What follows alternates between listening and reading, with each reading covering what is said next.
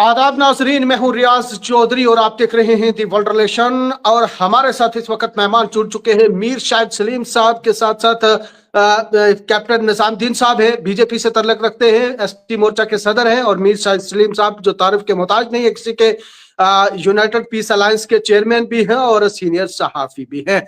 बात करेंगे काशी, मथुरा, वाराणसी के बाद जो है वो अब अजमेर शरीफ को जो है उसकी भी उसको मंदिर का दावत जो है वो किया जा रहा है। उसके नीचे मंदिर है और उसके लिए जो है वो लगातार ये कोर्ट में दरख्वास्त भी जो है मंजूर हो गई है, नोटिस जो है वो जारी कर दिया है। इस सब के ऊपर बात करेंगे।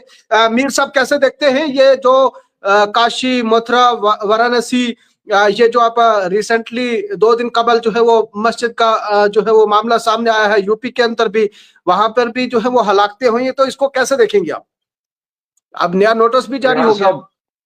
रियाज साहब बहुत बहुत शुक्रिया। आपने सही फरमाया कि 2-3 रोज पहले जो पुलिस ने सीधी गोलियां चला के 6 नौजवानों में संभल की शाही जामे मस्जिद का जो प्रोटेस्ट कर रहे थे इस बात पर कि आप जो है बिना बताए, बिना हमें सुने कैसे दोबारा 19 तारीख के बाद कैसे आपने 24 तारीख को सर्वे किया।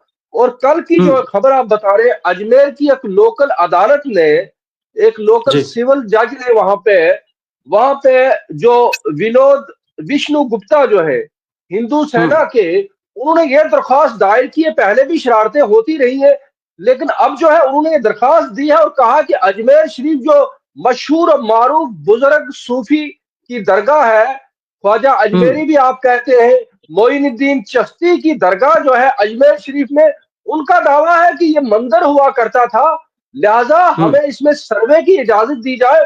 और सबसे खतरनाक बात यह है कि आज तक ये दावे तो होते रहे, लेकिन कल जो है सिविल जज जो है मनमोहन चंडेल ने नोटिस जारी किया है आर्कियोलॉजिकल सर्वे ऑफ इंडिया को, और जो भारत की अकलीती उमूर की वजारत है, माइनॉरिटी अफेयर्स की मिनिस्ट्री को नोटिस दिया है, और दरगाह की जो इंतजामिया कमेटी है उनको जारी किया है। और ये उन्होंने एक तरह से इसको एंटरटेन किया है, इस दरख्वास्त को एक्सेप्ट किया है, और 20 दिसंबर को अगली तारीख जो है सुनवाई की रख दी है।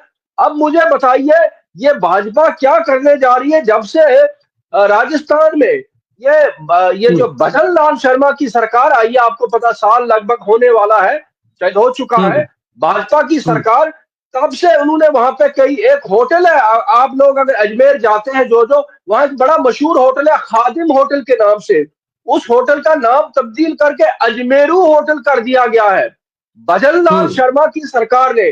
अब भजन लाल शर्मा की सरकार की ईमा पर ये जज साहब ने जो है इतनी बड़ी मशहूर और मारूफ दरगाह जो है, जो पूरी दुनिया में मानी जाती है, और आपको रियाज साहब मैं बताना चाहता हूं आपके नाजरीन को, हमारे आपके इलाके से हजारों की तादाद में लोग, 813वां उर्स होने जा रहा है जनवरी में, 813 साल हो गए उर्स होते हुए। ये जनवरी, आइंदा जनवरी जो है 1-1.5 महीने के बाद 813वां उर्स होने जा रहा है, और इस बीच नोटिस आ गया है और ये कह रहे हैं कि बताइए जी अब ये तो मंदिर होता था, कोई कहता ये विष्णु मंदिर होता था, ये शिव मंदिर होता था, और जज साहब ने जो नोटिस भी जारी कर दिया है। और ये किस तरफ जो जा रहा है, हालांकि जो है 1991 में प्लेसेस ऑफ वर्शिप एक्ट लिखा है, उसमें सामने है कि 1947 15 अगस्त 1947 में भारत में जो मंदिर था वो मंदिर रहेगा, जो मस्जिद थी वो मस्जिद रहेगी। और जज ने उनको पूछा, जो ये हिंदू सेना के जो चीफ है विष्णु गुप्ता को, आप ये करना क्या चाहते हैं इससे, आप इसकी हैसियत अगर बदल, उन्होंने कहा नहीं जी हकायक सामने आना चाहिए, हकायक सामने आना चाहिए। और ये जो दरगाह मशहूर और मारूफ जो पूरी दुनिया में दरगाह है मानी जाती है, तो ये शिव मंदिर को तोड़कर बनाई गई है।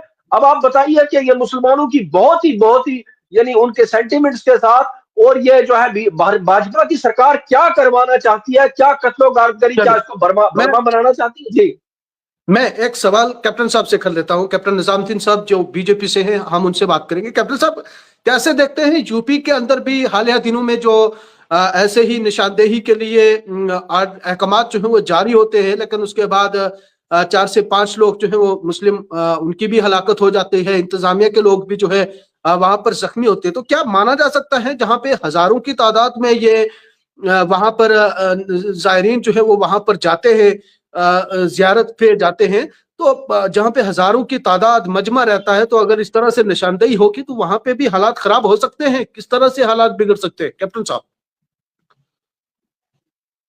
शुक्रिया जनाब रियाज साहब, और मैं मीर साहब का भी शुक्रिया अदा करता हूँ।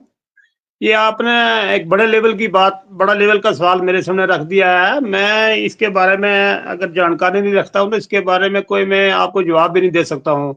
आपने डिस्ट्रिक्ट रजौरी और जम्मू की कुछ बात करनी हो तो हम छोटे लेवल के एक वर्कर हैं, तो हम वही बात कर सकते हैं जो हमें मालूम हो। तो ये बड़े लेवल की बात है, किसी बड़े एक नोटिस जारी हुआ है, मैं आपको थोड़ा सा बता देता हूँ। क्यों हो रहा है तो उसका जवाब वही दे सकते हैं, अदरवाइज मैं नहीं दे सकता हूँ। आप छोटे लेवल का कोई मेरे जहां तक ठीक है, मैं एक सवाल ये पूछ रहा हूं कि अजमेर शरीफ में जो अजमेर शरीफ दरगाह है, उस दरगाह के नीचे मंदिर है, और उस मंदिर को ढूंढने के लिए कोर्ट की तरफ से डायरेक्शन जो है वो जारी की है, नोटिस जारी किया है।